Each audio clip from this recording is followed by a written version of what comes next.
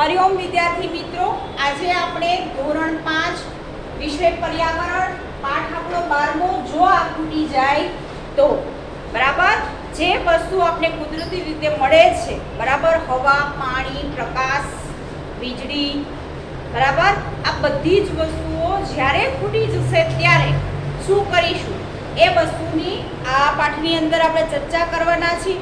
તમારા જેવા જ વિદ્યાર્થી મિત્રો પાસેથી આ વસ્તુ શીખવા મળે છે કે ભાઈ એ લોકો જાય છે તો એ બધી વસ્તુઓને ભાઈ આજુબાજુ જુએ છે, ઓબ્ઝર્વ કરે છે। કોઈ આ વસ્તુ નહીં હોય ત્યારે આપણે શું કરીશું તો આપણે જોઈએ અબ્રાહીમ કાકા પાસે આપણે પેટ્રોલ અને ડીઝલ ક્યાંથી મેળવીએ છીએ। કાકાએ જવાબ આપ્યો જમીનમાં ઊંડે, ખૂબ જ ઊંડેથી। મંજુ, પરંતુ તે કેવી રીતે બને છે? કાકાએ તેનો જવાબ આપ્યો પ્રાકૃતિક રીતે બને છે, પરંતુ ખૂબ જ ધીમે, તે માણસો દ્વારા કે યંત્રથી બનતું નથી। તો પછી આપણને તે ખરીદવાની જરૂર નથી, આપણે તેને આપણી જાતે બોરવેલનો ઉપયોગ કરી પાણી ખેંચીએ તેમ લઈ શકીએ ને। એને નવો પ્રશ્ન થયો કે જે રીતે આપણે જમીનમાંથી બોરવેલ દ્વારા પાણી ખેંચીને લઈ શકીએ છીએ એ રીતે આપણે પેટ્રોલ, ડીઝલ, ક્રૂડ બરાબર આ બધી વસ્તુ ના લઈ શકીએ? હે, લઈ જ શકીએ ને? એવો પ્રશ્ન થયો તો એ પ્રશ્નનો જવાબ શું છે? ના લઈ શકીએ બરાબર। તે દરેક જગ્યાએ જોવા મળતું નથી। આપણા દેશમાં કેટલાક જગ્યાએ મળી આવે છે, તેને જમીનમાંથી બહાર કાઢવા અને શુદ્ધ કરવા માટે મોટા યંત્રોની જરૂર પડે છે બરાબર। પહેલી વસ્તુ તો આપણે શું છે ભાઈ પેટ્રોલ, ક્રૂડ, ડીઝલ એ બધું બધી જગ્યાએ મળતું નથી, એની ખાણો અમુક જગ્યાએ જ હોય છે। હે, આપણે જોઈએ છે ખાસ તમને એ વસ્તુ કહો, ખેતીનો પાક હોય તો ખેતીનો પાક બધે એક સરખો થાય છે? નથી થતો। હે, એના માટે વાતાવરણ, પાણી, જમીન બધું જ અનુકૂળ હોય એવી જગ્યાએ પાક થતો હોય, જ્યાં એ વસ્તુ અનુકૂળ ના હોય ત્યાં ના થતો હોય। હવે આપણે અહીંયા બદામ ને કાજુ ને એ બધું વાવી શકીએ? બદામ હજી આપણે વાવીએ છીએ એ પણ આપણે લીલી ખાઈ શકીએ બદામનું ઝાડ બરાબર, પણ જે ઓરિજિનલમાં સૂકી બદામ આપણે એમ કહેવાય સૂકા મેવાની અંદર ઉપયોગ થાય છે એ બદામ આપણે વાવ્યું હોય બરાબર તો ભાઈ એની ખેતી થતી નથી। એના માટે પર્ટિક્યુલર જગ્યા છે, જમીન છે બરાબર, એની ખેતી થાય છે, અનુકૂળ વાતાવરણ હોય ત્યાં આ પાક થાય। હવે આપણી આ ગુજરાતની જે જમીન છે તો એમાં કયા પાક છે? ભાઈ શેરડી છે, ઘઉં છે, મગફળી છે, કપાસ છે બરાબર, બધા ફ્રૂટના જે ઝાડ છે એ બધું થઈ શકે છે। શું કામ? કે અનુકૂળ વાતાવરણ છે, અનુકૂળ જમીન છે, પાણી છે એ બધું મળી રહે છે, એટલા માટે આ વસ્તુની ખેતી થઈ શકે છે। તો એ જ રીતે આપણે જમીનની અંદરથી ભાઈ અમુક વસ્તુ જ છે, હવે એવું નથી કે ભાઈ આપણા ગુજરાતની અંદર નથી મળતું। પથ્થરની ખાણો છે જે આપણે મકાન બનાવવામાં ઉપયોગમાં લેવાય છે બરાબર, પથ્થરો એ પથ્થરની ખાણો એમ કહેવાય કે આપણા આસપાસના ઘણા વિસ્તારની અંદર છે બરાબર, કે જેની એ જમીનની અંદર આપણે ખોદકામ કરીએ તો એના ખોદકામ વખતે મોટા સ્વરૂપે હોય, પછી એમ કહેવાય કે મશીનો દ્વારા એ પથ્થરોને કાપી અને પછી એમ કહેવાય કે એનો ઉપયોગ થાય છે મકાનો બનાવવામાં। હે, તો એવા અલગ અલગ વિસ્તારની અંદર એ વસ્તુઓ આપણે મળે છે। ભારતના કયા રાજ્યોમાં તેલ ક્ષેત્રો છે? ખનિજ તેલ સિવાય જમીનમાં ઊંડે બીજું શું મળી આવે છે? ટ્રાફિકના નિયમો વિશે જાણો, વર્ગમાં ચર્ચા કરો, આપણે પેટ્રોલ અને ડીઝલનો વિવેકપૂર્વક ઉપયોગ કરવો જોઈએ શા માટે? હવે ભારતમાં કયા રાજ્યોની અંદર તેલ ક્ષેત્રો છે? આપણે પ્રશ્ન કરેલો છે, તો ભારતમાં કેટલા રાજ્યો છે ખબર છે કોઈ? 29। કેટલા રાજ્યો છે? 29। હવે 29 રાજ્યોમાંથી આપણે એ શોધવાનું છે કયા રાજ્યની અંદર ભાઈ આપણે આ મળે છે। ઉત્તરના, દક્ષિણના, પૂર્વના, પશ્ચિમના એ મેપ દ્વારા આપણે જાણી શકીએ. આ બધી જ વસ્તુઓ છે એ કના દ્વારા? ભાઈ નકશા દ્વારા જાણી શકીએ. તમારી પાસે મોબાઈલ છે, મોબાઈલની અંદર તમે સર્ચ કરવું, ગૂગલની અંદર તમે લખશો તો ભાઈ ખનિજ તેલ સૌથી વધુ પ્રમાણે ક્યાં મળી આવે છે એવું લખશો, ભાઈ એ કઈ જગ્યાએ મળે છે, તો તરત જ તમને મેપ દ્વારા એ વસ્તુ દેખાડવામાં આવશે. સેલિંગ સૌથી વધુ કહું તો ભાઈ આ રાજ્યની અંદર સૌથી વધારે આપને જોવા મળશે, એ તરત જ આપને દેખાશે. લાઈવ તમારે જોવું હોય આપણા પાઠ્યપુસ્તકમાં તો છે જ, બરાબર. જેની પાસે એટલાસ તમે છઠ્ઠા ધોરણમાં આવશો એટલે એટલાસ આવશે. એ અલગ અલગ જાતના નકશાઓ છે. એ નકશાઓની અંદર બધી જ વસ્તુઓ અલગ અલગ તમને દર્શાવેલી હોય કે અહીંયા એનું વધુ ઉત્પાદન થાય છે, અહીંયા એની વધુ ખાણો છે, બરાબર. પછી આપને આપેલું છે કે ટ્રાફિકના નિયમ વિશે તમે જાણો છો. ટ્રાફિકમાં આપણે વાહન કેમ ચલાવવું, કઈ જગ્યાએ ઊભું રહેવું, ક્યાંથી પસાર થવું, એ બધા નિયમો તમે જાણો છો? નથી જાણતા. જેને ખબર હશે એને ખબર હશે કે લાલ લાઈટ થાય તો ભાઈ ત્યાં આપણે ઊભું રહેવાનું હોય. દરેક 4 રસ્તા જ્યાં ભેગા થતા હોય, બરાબર, ત્યાં 3 લાઈટ મૂકવામાં આવે છે. 3 કે 2? 3 ને? હા, બરાબર, બરાબર ને. તો લાલ લાઈટ આપને શું દર્શાવે છે કે ભાઈ તમે ઊભા રહો, થોભો, બરાબર. પછી ગ્રીન જવાની લાઈન, બરાબર ને. પછી યલો બતાવે તો આજુબાજુ જોવાનું, ઓકે, બરાબર, બરાબર. ઈ ઉપરાંત તમે જુઓ તો રસ્તા ઉપર ઘણી જગ્યાએ એવી નિશાનીઓ લગાવેલી હશે. No parking. નો પાર્કિંગ એટલે ભાઈ અહીંયા ગાડી પાર્ક કરવાની મનાઈ છે. પછી ક્યાંય વળાંક આવતું હશે, ક્યાંય ચઢાણ આવતું હશે તો એની પણ સિમ્બોલ મૂકેલા હશે. તો એ બધા શું છે ભાઈ? ટ્રાફિકના નિયમો છે, બરાબર. કે આ રોડ ઉપર ભાઈ તમે વન વે છે. વન વે નો અર્થ શું થાય કે ભાઈ તમે જઈ શકશો, પછી ફરી આ રોડ ઉપર પાછા આવી શકશો નહીં, બરાબર. આ રોડ ઉપર જવાની પરમિશન છે, એને વન વે કહેવાય. પાછો આવવા માટે તમારે બીજો રસ્તો હોય, બરાબર. તો એવા અલગ અલગ ઘણા આપણે જોઈ શકીએ છીએ. પછી આપણે જોઈએ કે દિવ્યા શું કહે છે. શું પેટ્રોલ ખૂટી જવા આવ્યું છે? પોસ્ટરમાં કહે છે કે પેટ્રોલ કાયમ રહેવાનું છે. આપણે જેટલું ઝડપથી કાઢીએ છીએ એટલું ઝડપથી તે બનતું નથી. જમીનની અંદર તે બનતા લાખો વર્ષ લાગે છે. હવે આપણે શું થઈ ગયા છીએ? ટેકનોલોજી સાથે ભાઈ જોઈન્ટ થઈ ગયા છે. ટેકનોલોજી એટલે શું? તમને એમ થાય ને, ટેકનોલોજી એટલે કે ભાઈ અલગ અલગ જાતના મશીન. તમારા ઘરમાં જ તમે નજર નાખશો તો નાની અમથી રસોડાથી માંડી ઘરના તમામ ખૂણામાં ઘણા બધા મશીનો છે. જોજો, TV, fridge, washing machine, mixer, ઇસ્ત્રી, હીટર, આ તે અસંખ્ય મશીનો છે આપણા ઘરમાં. તો એ બધા જ મશીનોથી ભાઈ આપણે જોડ થઈ ગયા છે, જેના કારણે આપણા કામ કેવા થઈ ગયા છે? સરળ, બરાબર. તો એટલું સરળ ભાઈ કુદરતી વસ્તુ બનતી નથી. આપણે બોરવેલ કરવું હોય તો ભાઈ 5 કલાકમાં આપણે એ વસ્તુ કરી શકીએ છીએ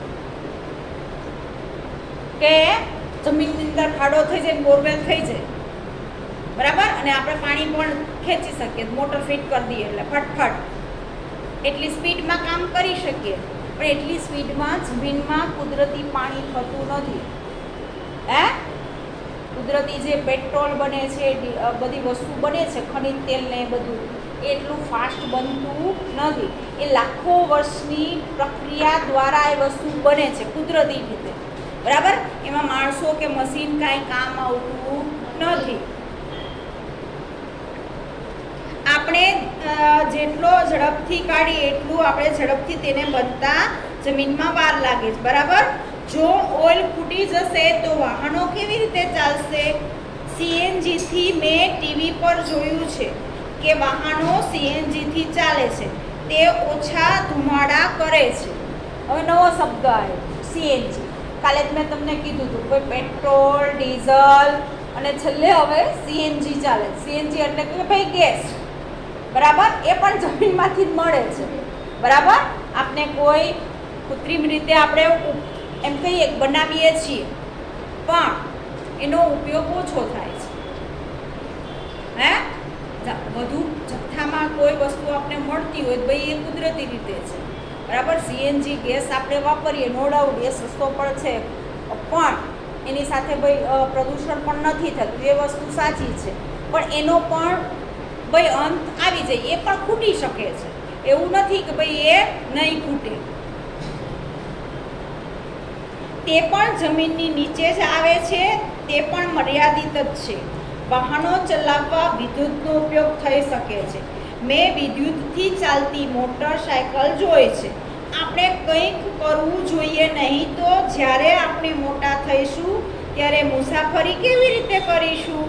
જો આ 4 રસ્તા પર વાહનો ઓછા થઈ જાય તો મારા દાદી ખુશ થઈ જશે ને તે કહે કે જો વાહનો કીડીઓની જેમ લાઈનમાં ઊભા હોય છે ને, તમે મોટા થશો ત્યારે શું કરશો? જો આ કારમાં ફક્ત 1 કે 2 લોકો જ બેઠા છે, આ બધા બસનો ઉપયોગ કેમ કરતા નથી? તેનાથી પેટ્રોલ બચશે. એક બસ ઘણા લોકોને લઈ જઈ શકે છે. જ્યારે મોટી થઈશ ત્યારે સૂર્યપ્રકાશથી ચાલતી કાર શોધીશ. પછી આપણને તે ખૂટી જશે એવી ચિંતા કરવાની રહેશે નહીં. આપણે તેને જેટલો ઉપયોગ કરવો હોય તેટલો કરી શકશું. હવે અહીંયા ઘણા બધા પ્રશ્નો થયા. ઓકે, એવું એક્ઝામ્પલ આપ્યું ભાઈ સીએનજીથી ચાલતું વાહન ચલાવીશ, કોઈ એમ કીધું ભાઈ ઇલેક્ટ્રિક વાહન ચલાવીશ, અને છેલ્લે શું આવ્યું ભાઈ સૂર્યથી ચાલતું વાહન ચાલે એવી શોધ કરીશ. સૂર્યમાંથી આપણે વિદ્યુત ઉત્પન્ન કરતા થઈ ગયા છે, બરાબર? ઘણાના ટેરેસ ઉપર એ પણ લગાવેલું હશે સોલર પ્લાન્ટ, કે જેના દ્વારા એ સોલર પ્લાન્ટ દ્વારા એમ કે ભાઈ વિદ્યુત તમારા ઘરની ચાલતી હશે, ભાઈ તમારું વીજળીનું બિલ નહીં આવતું હોય. શું કામ? કે આખો દિવસ જે કુદરતી તડકો મળે છે એમાંથી એ ચાર્જ થઈને આખી રાત આપણે જેટલી વીજળીની જરૂર છે, ઉપયોગ છે, ભાઈ એમાંથી આપણે કરી શકશું. એ શોધ થઈ છે. એ વસ્તુ પણ ભાઈ શોધાઈ જ જશે જ્યારે તમે મોટા થશો કે ભાઈ સૂર્યપ્રકાશથી ચાલતા વાહન, બરાબર? અત્યારે પણ સંશોધન ચાલે જ છે, એવું નથી કે નથી ચાલતું, કે સૂર્ય શક્તિથી વાહનો ચાલી શકે એવું ભાઈ ચાર્જ થઈ. પણ જ્યારે તડકો ના હોય ત્યારે શું કરવાનું? વાતાવરણ બધા દિવસે હરખું હોય જ, બધા દિવસે તડકો હરખો હોય જ.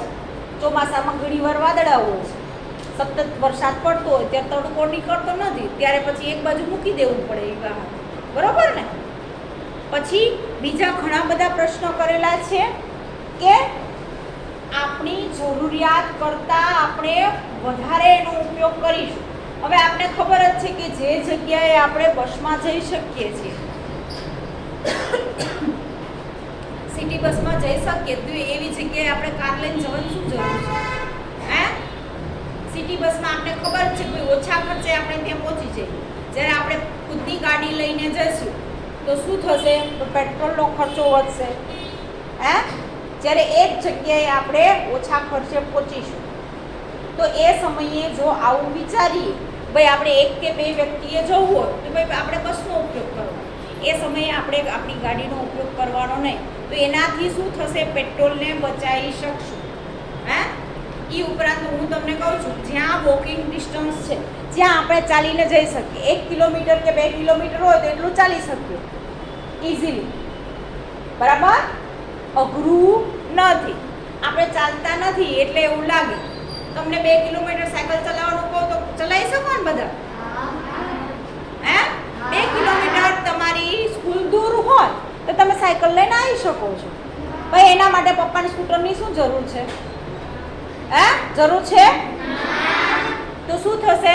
આપણે પેટ્રોલ ડીઝલને બચાવી શકશું, બરાબર? આપણું જે ઈંધણ આપણે મળે છે ઈંધણને બચાવીશું, બચાવીશું, એનો યોગ્ય રીતે ઉપયોગ કરીશું, તો ભાઈ આપણે તમે મોટા થાવ એ સમયે આપણે રોડ ઉપર વાહન ચાલતા જોઈ શકશો. નકર શું થશે, એ સમયે પેટ્રોલ નહીં હોય, ડીઝલ નહીં હોય, વાહનો તો પુષ્કળ પ્રમાણમાં હશે, પણ એમાં નાખવાનું ઈંધણ આપને મળશે નહીં, એવી પણ પરિસ્થિતિ આવી શકે છે. બરાબર. સૌર ઉર્જાના જુદા જુદા ઉપયોગ આપણે ચર્ચા કરી શકીએ છીએ. સૌર ઉર્જા ખ્યાલ બાળકો માટે આ ઉંમરમાં અમૃત છે, પરંતુ તે શક્તિ, પાવર વગેરે શબ્દોમાં વિચારવાનું ચાલુ કરી શકે. કયા સ્ત્રોત મર્યાદિત છે અને કે વિચારવા બાળકોને પ્રોત્સાહિત કરે. ભાઈ ઉર્જા સ્ત્રોત. હવે ઉર્જા સ્ત્રોત એટલે કે સૌર્ય શક્તિથી ચાલતા સાધનો. મેં તમને કીધું કે એક તો વીજળી ઉત્પન્ન કરીએ છીએ, બરાબર. પછી જે પવન આવે છે એમાં પણ શક્તિ રહેલી છે. પછી તમે દરિયો જોયો છો ને બધાએ, દરિયામાં જે મોજા આવે છે ને, જે આપણે આમ ધક્કો મારે છે, કિનારે આપણે ઊભા હોય ને ઊભા હોય ત્યાંથી ખેંચીને પાછો ધક્કો મારે છે, એમાં કેવી તાકાત છે. એ પણ આપણે વિદ્યુત ઉત્પન્ન, એ મોજાઓ દ્વારા પણ વિદ્યુત ઉત્પન્ન કરી શકીએ છીએ.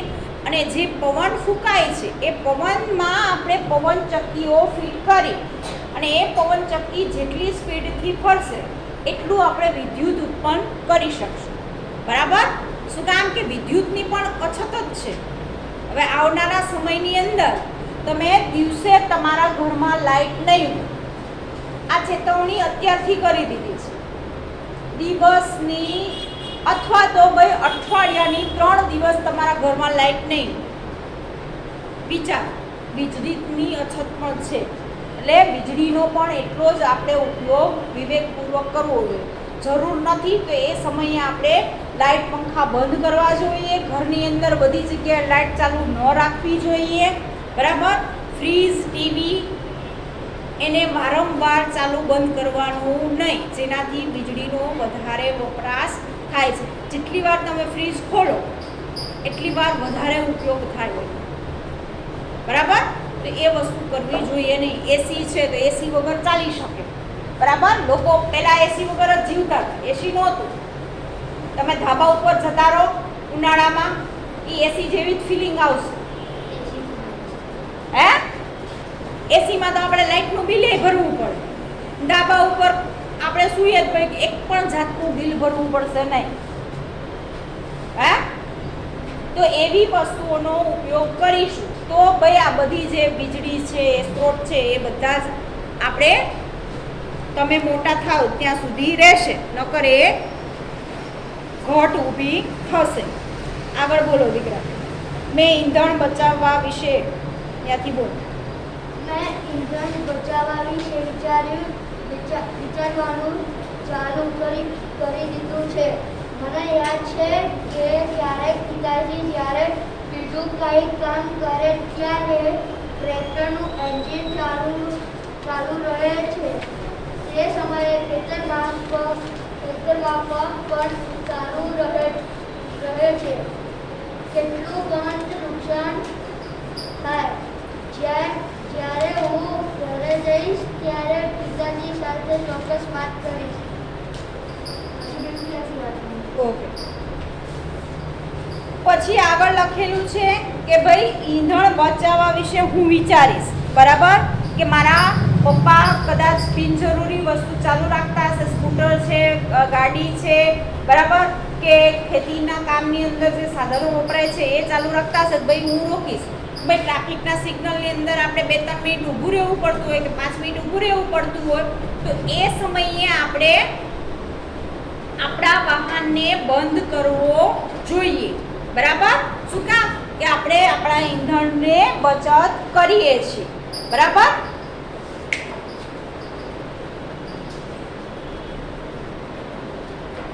પછી છે બધા વાહનો શાનાથી ચાલે છે. જો વાહનોની સંખ્યા વધતી જશે તો કેવા પ્રકારની મુશ્કેલીઓનો સામનો કરવો પડશે.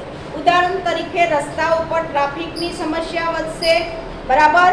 તમારા વડીલ સાથે વાત કરો અને તે વિશે લખો. મંજુએ કહ્યું, દરેક જણ શા માટે બસ વાપરતા નથી? તમે વિચારો છો કે લોકો મુસાફરી માટે બસનો ઉપયોગ કેમ નથી કરતા? વાહનોની સંખ્યા વધવાથી પડતી મુશ્કેલીઓનો નિકાલ માટે ઉપાયો શોધો. જો આપણે ટ્રાફિક સિગ્નલની લાલ લાઇટ પર ઊભા રહેવા વાહનને એન્જિન બંધ કરીએ તો તેનાથી કયા ફાયદા થાય છે? હવે આપણે પહેલો જ પ્રશ્ન છે કે ભાઈ વાહનોની સંખ્યા વધે છે. હવે ઘરમાં આપણે 5 જણા હોય ને વાહન પણ 5 હોય, તો 5 વાહનની જરૂર શું છે? મને કોઈ કહેશે?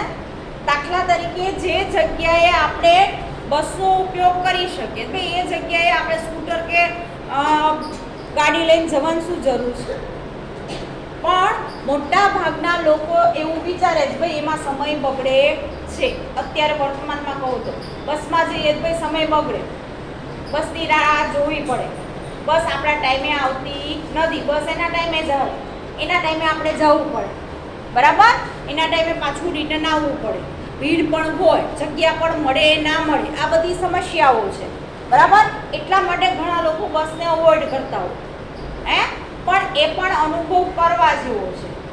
તમે ક્યારેય બસમાં નહીં બેસો ને અચાનક બસમાં બેસવાનો વારો આવશે ત્યારે તમને કશી ખબર જ નહીં કે બસમાં કઈ રીતે આવવું જવું.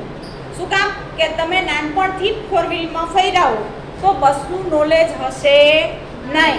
તો એટલા માટે જ્યારે પણ આપણે એવું થાય ત્યારે ભાઈ બસનો અનુભવ પણ કરવો કે બસમાં કેટલી ભીડ હોય, લોકો કઈ રીતે ઝઘડતા હોય, સીટ માટે બેસવા માટે આપણે કોમેડી મળી રહે, લોકો કેવી કેવી વાતો કરતા હોય, ઓળખતા ના હોય તો પણ આજુબાજુ વાત કરવા માંડે. બસમાં બેસવાથી આપને એ પણ ખબર પડે કે ભાઈ બસ ક્યાંક રોડથી પસાર થાય છે, ઘણી અવનવી જગ્યા આપને જોવા મળે. બસમાં બેઠા બેઠા આપણે ઘણું બધું જોઈ શકીએ કે નહીં? આજુબાજુનો વિસ્તાર કયા રોડથી ક્યાં ગઈ, ફરી એ રોડ ઉપર આપણે ક્યારે એકલું જવું પડે તો આપણે સાયકલ લઈને જતા રહીએ કે નહીં? કે આપણે વ્હીકલ લઈને જવું હોય તો આપણે કોઈ તકલીફ પડવાની છે? આપણે કોઈને રસ્તો પૂછવો પડે નહીં. શું કામ? કે જગ્યા, એ વિસ્તાર, એ રોડ આપણે જોયેલો છે, બરાબર. ઘણા બધા ફાયદા થઈ શકે છે. હવે અમદાવાદ શહેરમાં આપણે રહીએ છીએ તો અમદાવાદ શહેર કેટલું છે? બહુ મોટું છે, બરાબર. ઓછામાં ઓછા એમ કહેવાય કે નાના સિટી હોય એવા 5 થી 6 સિટી તમે ભેગા કરો ત્યારે એક મોટું અમદાવાદ શહેર થાય છે, બરાબર. જામનગર સિટીનું નામ સાંભળ્યું છે ને? એવા 5 જામનગર ભેગા કરો ને ત્યારે એક અમદાવાદ બને. વિચાર કરો એટલું મોટું અમદાવાદ છે. હજી મેં પણ આખું અમદાવાદ જોયું નથી, બરાબર. વિસ્તાર ને નકશો ને એ બધું જોયું કે અહીંયા આ વિસ્તાર આવેલો, આ વિસ્તાર આવેલો, હજી મેં પણ એટલું જોયું નથી, બરાબર.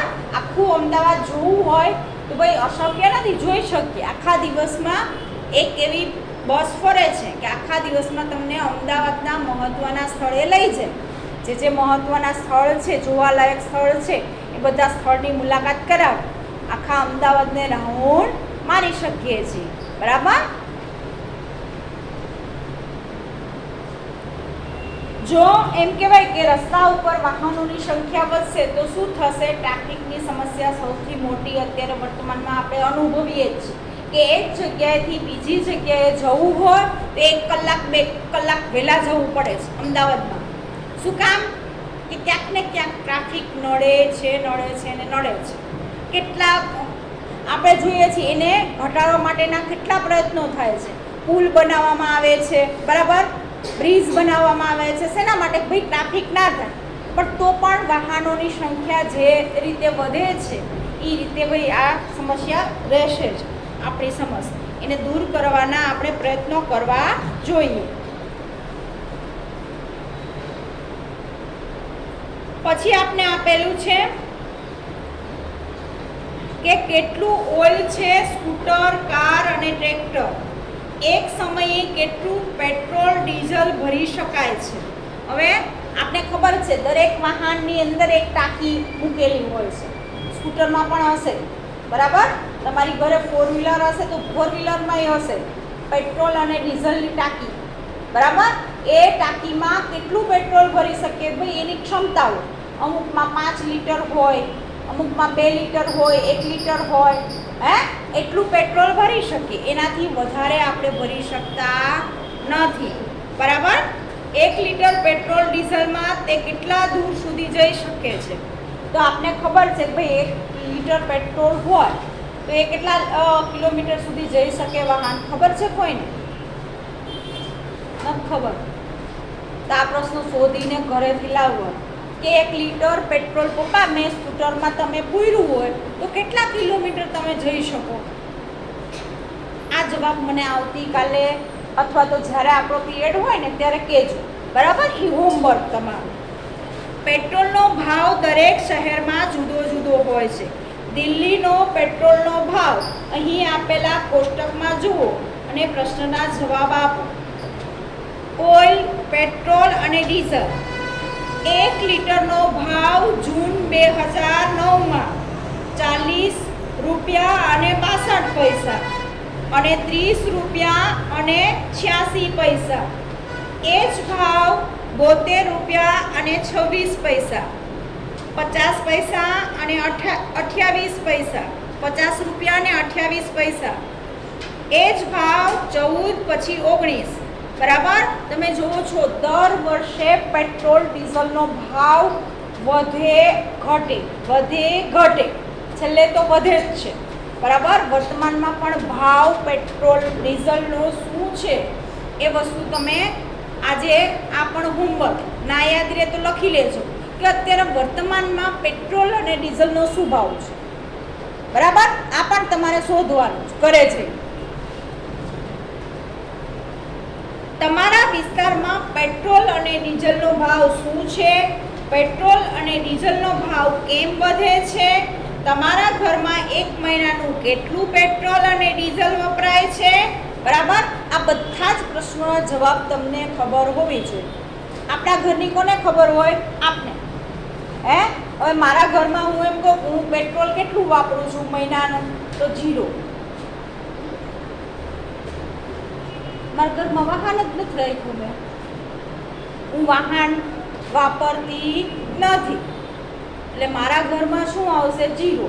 ભાઈ હું પેટ્રોલ ડીઝલ વાપરતી નથી. હું શેનો ઉપયોગ કરું છું? તો ભાઈ બસ છે, રિક્ષા છે, સાયકલ છે, બરાબર? આ વાહનોનો ઉપયોગ કરું છું. હા, એમાં ખર્ચો થાય છે. જે રીતે આપણે પેટ્રોલ ને ડીઝલ પુરાવવામાં પૈસા વપરાય એ રીતે વાહનમાં અવર જવર આપણે મફત કોઈ લઈ નથી જતું. રિક્ષાવાળા ને બસવાળા લઈ જાય નથી જતા, એમાં આવવા જવાનો ખર્ચો તો થાય જ છે, બરાબર? પણ એ વસ્તુ અલગ છે અને આપણે પેટ્રોલ ડીઝલનો ખર્ચો શું થાય છે એ બે વસ્તુ જોવાની છે, બરાબર? પછી અહીંયા તમને ચિત્ર પણ આપેલું છે તમારા પાઠ્યપુસ્તકની અંદર, બરાબર? ડ્રાય ક્લીન માટે, પ્રકાશ માટે, કાર ટ્રેકને વિમાનના ઈંધણ તરીકે હું ક્યાં ઉપયોગી છું? કેરોસીન, એલપીજી તરીકે યંત્રો ચલાવવા માટે અને પ્લાસ્ટિક અને રંગો બનાવવા માટે. ઈંધણ બચાવો, તે આદત બનાવો, બરાબર? આ પાઠ્યપુસ્તકની અંદર તમને ચિત્ર આપેલું છે, એ ચિત્રનો અભ્યાસ કરજો, બરાબર? ખાસ આગળ જેટલા પોઈન્ટ છે એ બધા જ વાંચવાના છે. આગળના પોઈન્ટની ચર્ચા આપણે આગળના વિડીયોની અંદર કરીશું.